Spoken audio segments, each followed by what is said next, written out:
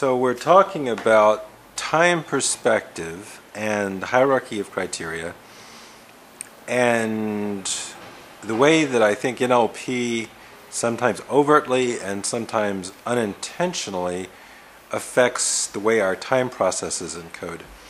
Interesting book. I read this. I'm up to reading about a book a night now, and we're talking pretty, longish books. What a 263 pages.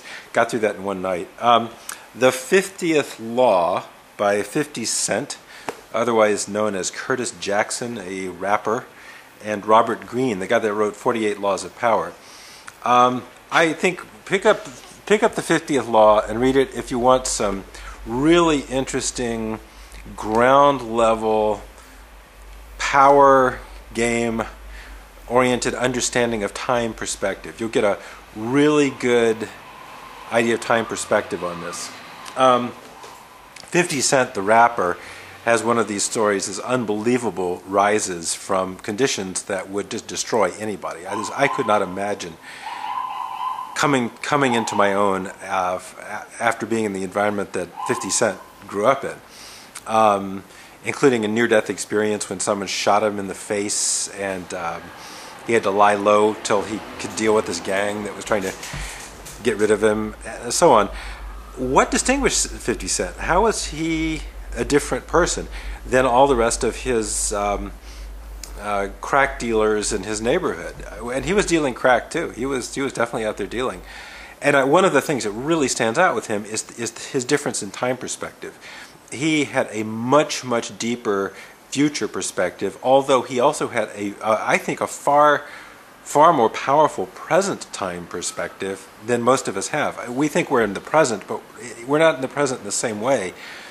You have to be on the streets where you have to be able to evaluate and be sort of in the hyper expanded present, not just sort of the go along, get along, hanging out present, the chilling present. He had to be in this state of hyper vigilant, hyper alertness at all times, and making very specific and careful evaluations of what we would call situational awareness. He had to always be completely aware of his situation and completely aware of the potential intentions of people around him. So you say, yeah, he had to do a lot of very subtle and rapid content imposition.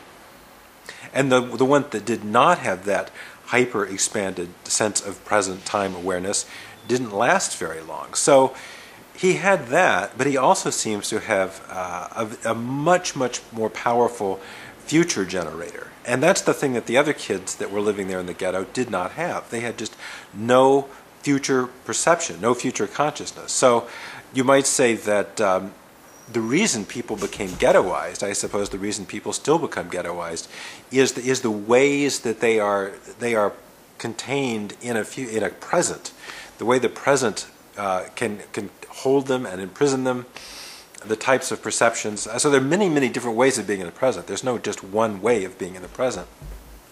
50 Cent's way of being in the present seems to have given him an unbelievable advantage once his futurity started kicking in, and he was finding himself in these situations with studio executives and music business people.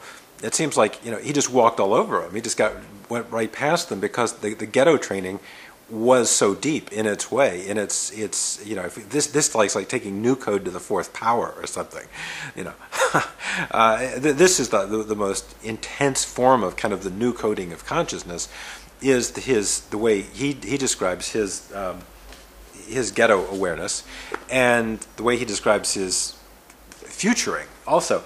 So on his hierarchy of criteria, 50 Cent clearly had the future was much higher on his. That was a very high rung, and it was a well-defined rung for him. And so there was that rung for him to reach to when he wanted to get to that. So Zimbardo, in the time paradox, is very concerned about ghettoization. That's an interest of Zimbardo. He came out of a self-described South Bronx ghetto. He is another product of the ghetto experience in a different way. So it's really intriguing to have these two takes on ghettoization or ghettoification, how the mind becomes ghettoized in an entrapping or imprisoning present. So when we speak of, say, being in the present, there are ways to be in the present that are very empowering and give you tremendous advantage. And it appears there are also ways of being in the present that can be very, very disadvantageous. So over here with Sleight of Mouth, with Robert Dilts, Dilts lays out this plan, this sort of map for navigating a lot of this stuff, but I think it doesn't really click in until we start timelining it and hierarchy of criteria-ing it and finding out where we are. My presupposition is that people that have very strong future orientations, as Zimbardo would describe them, will be listening to what I'm saying and responding to it and utilizing it, say, in a very, very different way than someone that's got a very, very strong present focus. And those will differ also very strongly from people that have very strong and sort of containing past focuses. So let me see what we've done with that, and then we'll do part 4.